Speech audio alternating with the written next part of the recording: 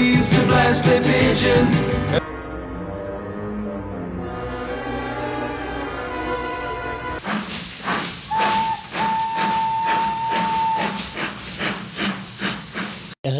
Rire à chaque seconde, chaque minute d'un métrage, d'un film qui est entièrement calculé pour ça, par une absurdité qui devient un mot magique, essentiel, où chaque image de cette définition ne rebutera que ceux qui ne voient rien, n'entendent rien, se perdent dans un cynisme et un marasme qu'après tout, ils méritent.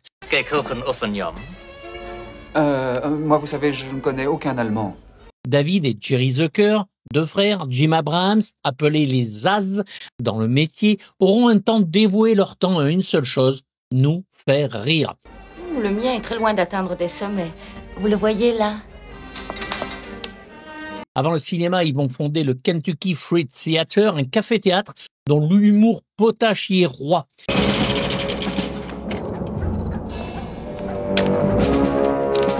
Ils vont ensuite commencer au cinéma en 1977 avec John Landis en réalisateur sur un film culte de l'époque, Hamburger Film Sandwich ou The Kentucky Fried Movie en VO.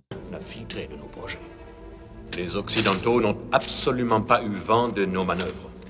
Fort d'un culte qui va aller grandissant, les trois hommes vont se lancer sur l'écriture et la réalisation. Toutes les permissions ont été annulées. Les dispositifs de déploiement de la mine... Qui parodie les films catastrophes sur les avions avec Y a-t-il un pilote dans l'avion en 1980.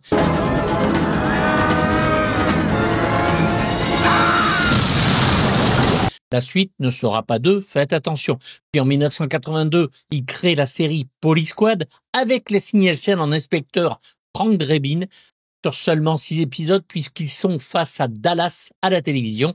Et donc la série est vite annulée et vous avez 2 épisodes qui seront réalisés par Joe Dante, rien que ça.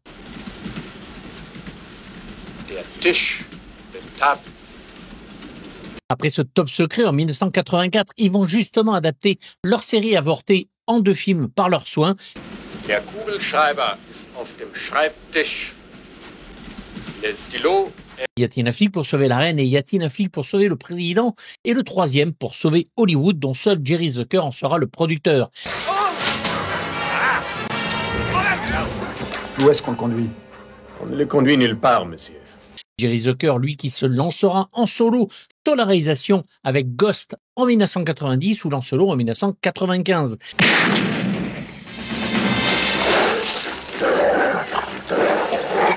David Zucker, lui, fera pareil sur des films comme Scary Movie 3 et 4, et Jim Abrahams, lui, se lancera sur les 2 fameux Hot Shot où Charlie Sheen y joue un Top Gun parodique, puis un Rambo 2 encore plus drôle.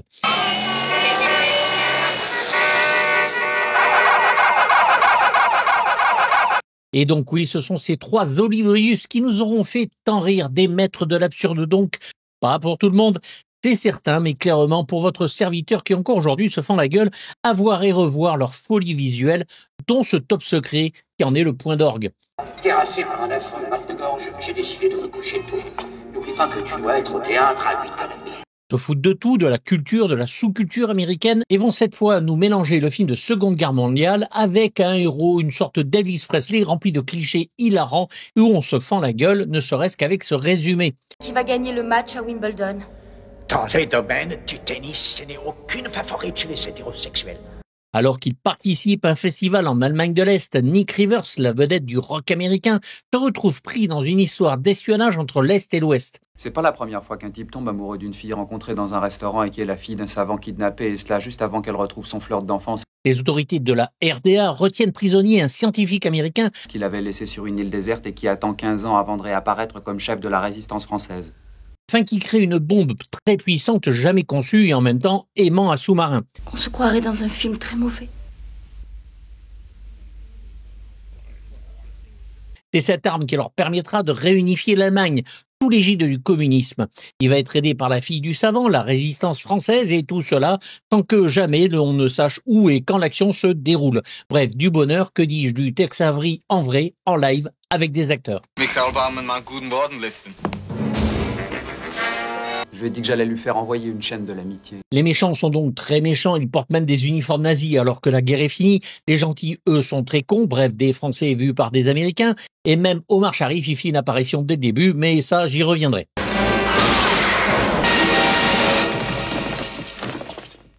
Bien visé.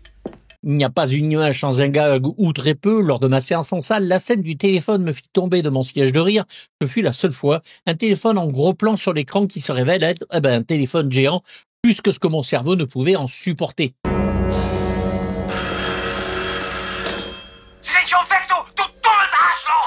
Leur y a-t-il un pilote dans l'avion rapporta tellement d'argent à la Paramount, plus de 158 millions dans le monde pour un budget de 3,5 millions, c'est inimaginable.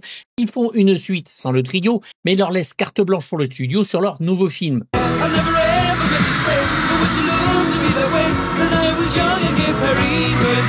Étant fous de rock'n'roll, celui des années 50, et des films de guerre de la Seconde Guerre mondiale, ils vont donc décider de mixer les deux. C'est l'Allemagne de l'Est, donc façon nazie, qui va servir de décor avec un Elvis Presley en héros.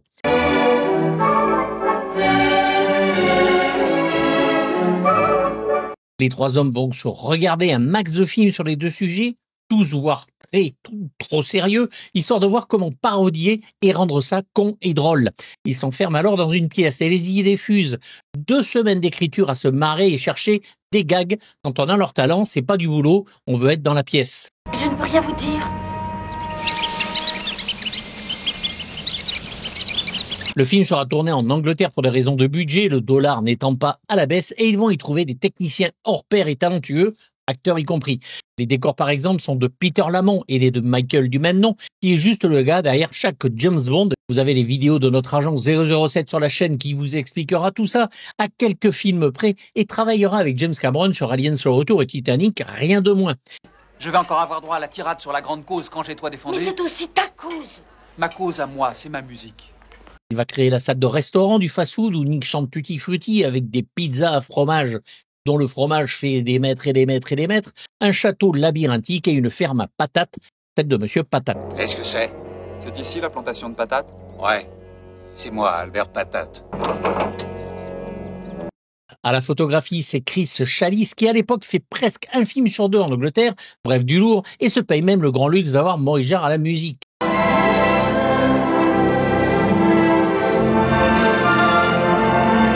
Maurice Jarre, lui, va nous concocter une musique symphonique à la fois sérieuse et humoristique, absolument réussie dont le Varese Sarabande en vinyle d'époque était une masterclass sonore de mix à écouter sur platine. Après un Varese Club un petit peu décevant, n'ayant aucun morceau inédit, alors que des pirates circulent et qui présentaient les sessions, La La Land va nous sortir la version complète, incluant les chansons interprétées par Val Kilmer, qui était sorti, ma foi, sur un vinyle à l'époque aussi, tout ça sur un double CD tant attendu, 49 morceaux et presque 2 heures d'écoute.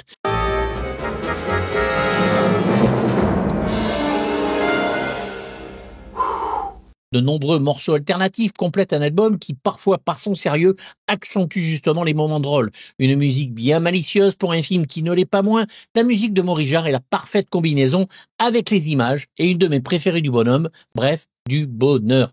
Qu'il était susceptible d'extraire le sel de plus de 85 millions d'hectolitres d'eau de mer par jour. Aux effets spéciaux, parce que oui, effets spéciaux, il y a... Vous vous rendez compte de ce que cela rapporterait aux nations affamées du monde entier? Ça leur ferait une réserve de sel inépuisable. C'est l'homme derrière des films comme La Forteresse Noire de Michael Mann, Conan le Barbare de John Milius, La Grande Menace de Jack Gold, Alien et Legend de Ridley Scott, dont vous avez toutes les vidéos sur ces films sur la chaîne.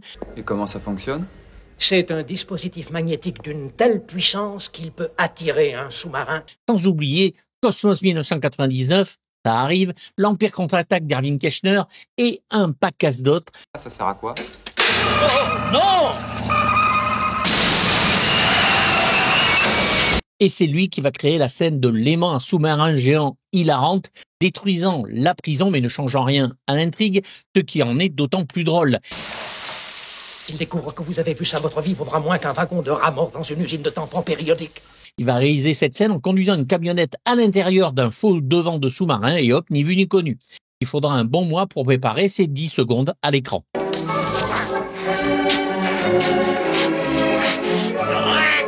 Au maquillage, c'est l'immense Stuart Freeborn, et oui, celui qui a maquillé Chewbacca et travaillera sur la première trilogie, je parle des épisodes 4, 5, 6, bien sûr les meilleurs, de Star Wars bien sûr, et qui travaillera sur les 4 Superman de Richard Donner, Richard Lester et Sidney G. Furie, La Malédiction de Richard Donner, et pour Stanley Kubrick, Dr. Folamour et 2001 l'Odyssée de l'espace. Bref, pas un manche. Il construira la tête mécanique du cheval qui chante, un cheval hyper réaliste, un travail de dingue. Il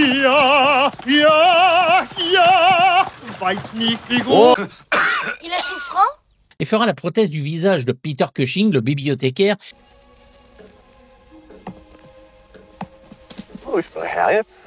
Et bien sûr, l'agent allemand qui, après avoir eu le visage tordu par la main de Nick durant un combat, garde sa peau déformée. Un grand moment là encore.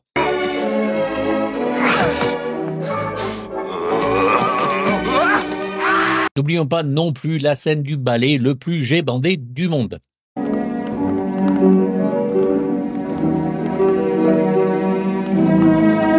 De nombreux dialogues censés être en allemand sont en réalité du yiddish. La scène finale du film est la parodie de la scène d'adieu du magicien d'Oz, où est présent l'épouvantail. Oh mais c'est toi l'épouvantail qui me manquera le plus. La scène des naufragés sur l'île déserte ainsi que les personnages d'Ange et de Hilary sont largement inspirés du film Le Lagon Bleu. Abri contre la pluie, mais aussi d'une protection contre les implacables vents de Santa Lucia qui périodiquement... Avec une belle partouze à 2 personnes, il fallait le faire.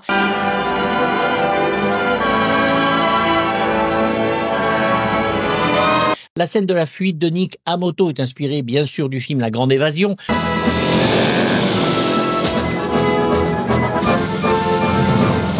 Bref, beaucoup de parodies de grands films et pour les plus vieux d'entre nous concernant la scène où une voiture allemande heurte une Ford Pinto et la fait exploser, c'est une allusion au problème très médiatisé à l'époque du réservoir d'essence de la Pinto qui en cas de choc arrière pouvait tout simplement exploser.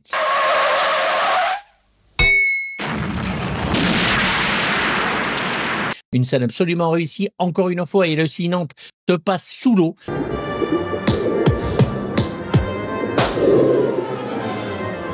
Où le héros et le méchant vont se battre en eau profonde, une piscine bien sûr bien visible, mais avec un décor de western qui apparaît peu à peu.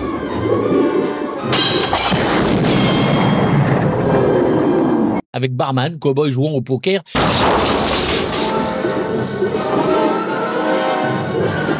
Finissant même sur le générique de Bonanza. Une scène très compliquée à régler avec les acteurs n'entendant pas les instructions sous l'eau. Ils avaient des cabines avec de l'air proche d'eux afin de pouvoir respirer et bien sûr, une caméra spécifique pour tourner sous l'eau sera utilisée.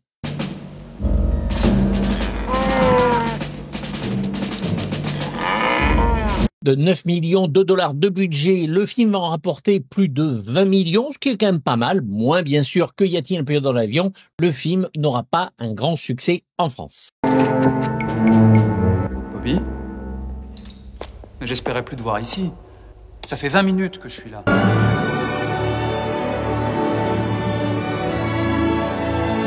Oh non! Je suis à l'école. C'est horrible, je suis revenu à l'école. Oh non.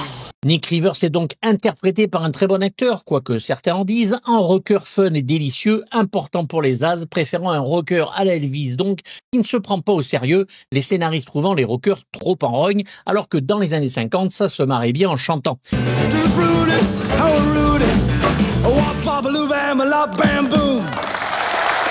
Nick Rivers vient d'un rôle d'Elvis, Dick, D-E-K-E, Rivers, dans Loving You.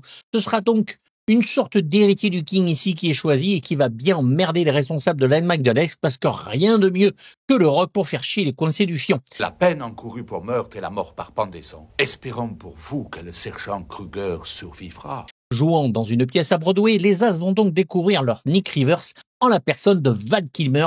Dans quel état se trouve le sergent Kruger? Prévenez-moi s'il y a les moindres signes d'évolution. Il est mort. Très bon acteur, toujours quoi que certains en pensent, fan des As en plus, il comprend leur humour et cela se voit, promenant souvent ses guêtres au Kentucky Fried Theater. Les vélos!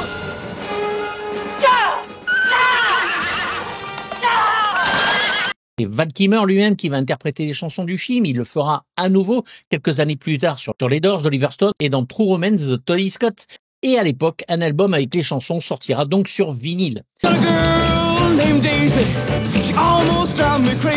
Après Top Secret, il joue dans Le Professeur Génie de Martha Coolidge, puis c'est Top Gun de Tony Scott qui va le faire s'envoler vers les cieux hollywoodiens avant d'aller malheureusement vers ceux de Notre Seigneur en avril 2025 et une filmographie excellente. Il manque.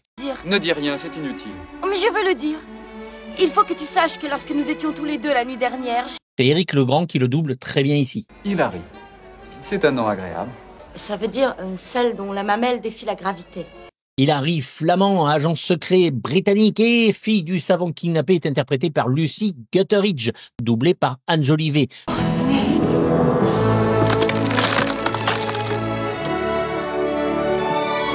Fille aînée de Bernard Hugh Gutteridge et Nabila Farah Karima Halim. Sa mère était elle-même la fille du prince Mohamed Saïd Bey Halim d'Égypte.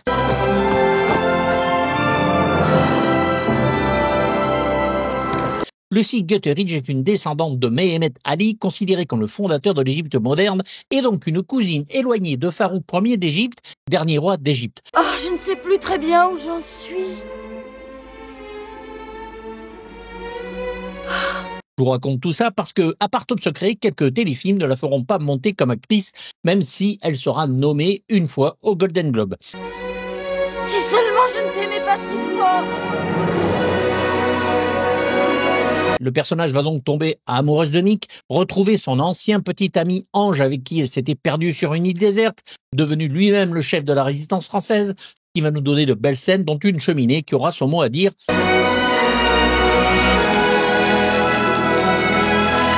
Même en parachute. J'ai tout essayé. L'ambassade, le gouvernement allemand, le consulat, c'est sans issue. Je n'arrive pas à faire jouir ma femme. Martin, le manager de Nick, est interprété rapidement par Billy Jean Mitchell avant qu'un vibromasseur lui fasse quitter le film, n'ayant pas compris que le voltage du pays n'était pas le même qu'aux États-Unis. T'as essayé ce genre de truc? Oh, ça c'est gentil. Elle sera profondément touchée. Il jouera dans plein de grands films, mais toujours dans des petits rôles et très drôle dans le film. De toute évidence, votre ami a négligé un détail. Chez nous, en Allemagne de l'Est, le courant est de 440 volts. Il apparaît malheureusement très peu. On vient de le trouver dans sa salle de bain, empalé sur un engin électrique encore en marche. Sa voix française en plus en rajoute avec le grand Pierre Athé qui le double. Et oui, la voix de Doc Brown de Retour vers le futur. À espérer et prier que vienne ce beau jour où une fois de plus je noirai mon regard dans tes yeux noissés. Ange, alias La Torche, chef de la résistance française, ancien petit ami de cette chère Hilary. Mais nous avons de sérieuses raisons de penser qu'il y a un traître en plein cœur de la résistance. Elle va retrouver d'ailleurs dans la même tenue que sur l'île déserte, ce qui est complètement con mais très drôle, est un bel homme, mais aussi le traître bien sûr. Tout va bien? Oh! Attends! Pourquoi faut-il toujours que tu prennes le mordant? Il va tout faire pour que la mission capote, mais passera par une petite succion de la teub par un veau. C'est pas le seul qui a été mené en bateau. Maintenant tu vas y aller. Et... Non! Et une belle sodomie de taureau qui le fera marcher bien différemment. Oui. C'était un bateau russe. Ils m'ont ouvert les yeux sur tes pareils. Il en prend plein son grade pour notre plus grand bonheur, et c'est en plus le grand Patrick Poivet qui le double, absolument parfait dans les scènes suscitées. Ils eurent envers moi des libertés qui sont inavouables. Mais c'est épouvantable. Peu de rôle pour l'acteur, mais on l'a vu dans des Inspecteurs Barnaby ou du Miss Marple. Mais quelle ironie du sort. Dire que j'étais à 2 doigts de finir mon tunnel. Le docteur Paul Flamand, lui, chercheur dans le nucléaire, père d'Hilary, est joué par le grand acteur Michael Gou, majordome de Bruce Wayne dans les 2 films de Tim Burton et les 2 moins films de Joel Schumacher, des Batman.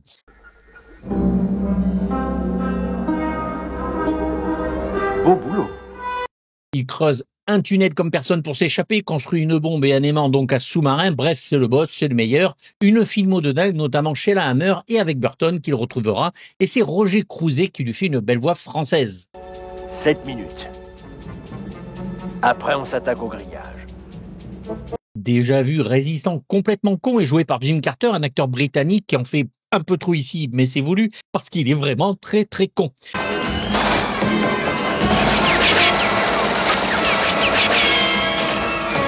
Il joue dans le Flash Gordon, juste avant le film de Mike Hodge, Eric le Viking de Terry Jones et plein d'autres films, mais restera Monsieur Carson dans la grande série Downton Abbey. C'est Yves Barsac qui le double très bien.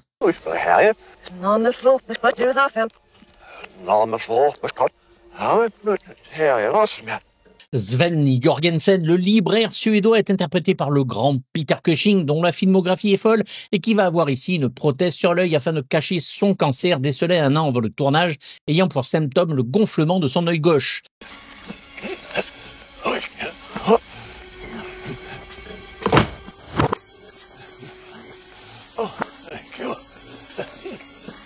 condamné par sa maladie, il y survécut quand même plus de 10 ans. Devant parler suédois, il n'en sera rien. Ce sera une des séquences les plus difficiles à tourner puisqu'elle va être tournée normalement.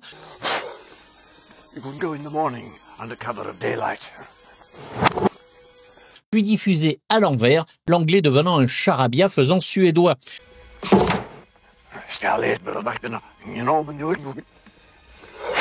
Une scène tournée en un seul plan séquence qui est démentiel, laissant une aura mystérieuse sur la scène, un grand moment. On nous accuserait de violer la Convention de Genève. Nous le briserons demain matin. En grand méchant aussi, nous avons le général Streck, c'est le fabuleux Jeremy Kemp parfait, qui aura de grandes scènes très drôles. N'a d'égal que son dévouement pour son pays. C'est véritablement un prodige du chant. Un inventeur d'un satellite qui détruit tout sur son passage dans un épisode de Cosmos 1999. Il joue le docteur Ernst Linden, ou Keller, dans l'épisode Le Retour du Voyageur, lancé en 1985 et dont son effet détruit tout sur son passage. Au cinéma, de grands films aussi à son actif, et Raoul Delfos le double en lui permettant de nous donner de belles scènes de dialogue qui, pour certains, passent même inaperçues alors qu'elles sont drôlissimes. Ça y est, je l'ai. Dans un tout petit rôle, mais à raison, la présence du grand Omar Sharif n'est pas là pour rien. Il est l'agent Cédric, collègue de Hilary, et les As l'ont engagé puisqu'il joue un agent dans le top secret de Black Edwards en 1974 avec Julie Andrews.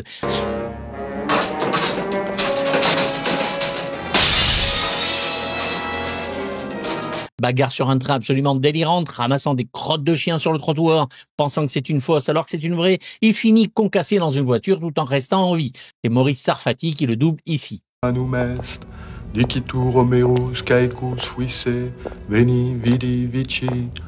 Une version française très réussie, avec en exemple le prêtre accompagnant Nick, parlant un latin très astérix et les trois camps retranchés romains des albums. Gonia, géranium, pom pom pom pom.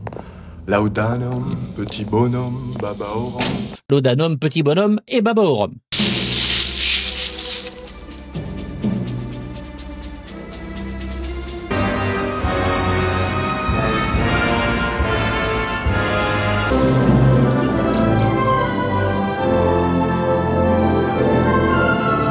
Comment ont-ils osé faire ce film? Et merci de l'avoir fait, loin du film où les gags se suivaient ou film à sketch. Ici, nous sommes bien sur un film narré de façon normale, classique même, mais sans jamais arrêter de placer un gag de dingue.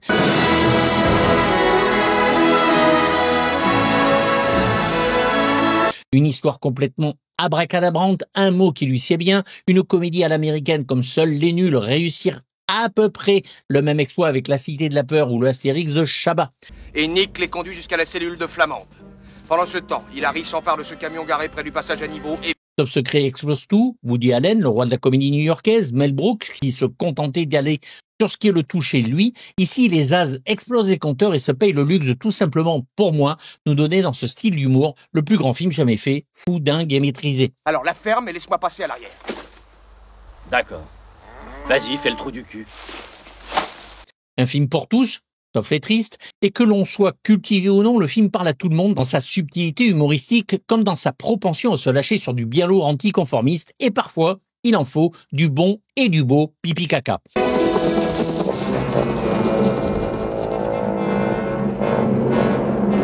Paramount Network va oser quelque chose que je ne pensais pas possible dans les années 2020, mais bon, dans les années 2020, tout arrive. Ils vont diffuser le film en enlevant la scène du vibromasseur géant pour aider à satisfaire la femme de l'agent de Nick et celle où Nick grave les 20 minutes sur le mur de la prison. Nous sommes bien donc en 2025. Et en plus, c'est très con puisque du coup, on ne comprend pas pourquoi l'agent meurt un petit peu plus tard avec la différence de voltage.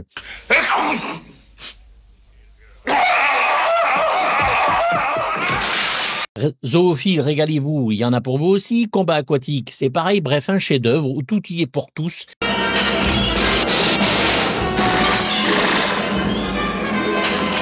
Renouvelant complètement dans la narration et osant tout et n'importe quoi. Merci à eux.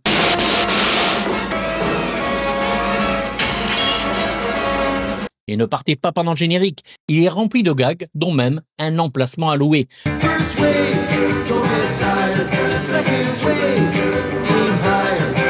C'est pour moi un 8 poils sur 6 absolu. N'hésitez pas à me faire part de vos avis dans les commentaires, j'y répondrai bien sûr comme d'habitude, même négatif si c'est écrit poliment. Vous avez le lien pour les DVD et les Blu-ray s'ils existent dans la description. Vous pouvez vous abonner à la chaîne Patreon qui vous permet d'avoir les vidéos en avance sans censure ni pub et avec des lives et des vidéos inédites. La boutique est ouverte avec mug, t-shirt, suite, tablier de cuisine, bref, plein de choses. Et vous avez aussi le lien en description. Pensez à vous abonner, c'est gratuit et ça fait plaisir. Si vous en avez envie, mettez un pouce et activez la petite cloche pour les notifications. Et à bientôt pour du lourd. Bye bye.